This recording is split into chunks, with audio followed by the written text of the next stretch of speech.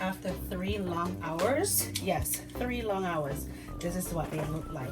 So they're still not 100% tender, so we're going to make them tender. So I'm going to transfer them into another oven safe dish over here. Y'all should smell them. It smells amazing.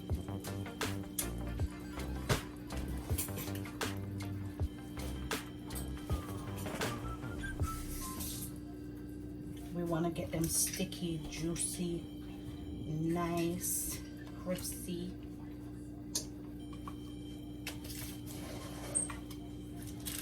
So we're just going to transfer them over to this other dish here.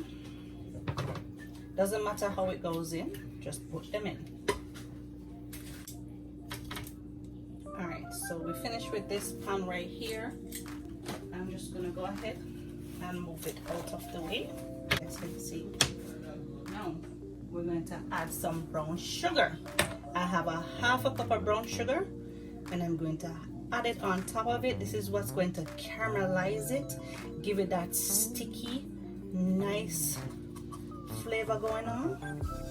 You're just gonna want to break it up and put it over it. Now we want to go ahead and give this a little mix, and I'm going to give it just a little toss around. Okay, see the brown sugar start already dissolve. Yeah, because it's hot. All right, so now we're going to go ahead and we're going to stick this back into the oven at 250 for another hour. All right, I'll be right back. All right, guys, here is the final look. Jerk pork bites. It is soft, caramel, tender, melts in your mouth. I hope you enjoy this video, guys. Please go ahead and give it a try.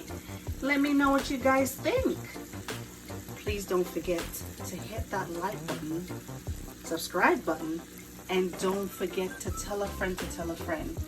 Until next time, bye. Bye.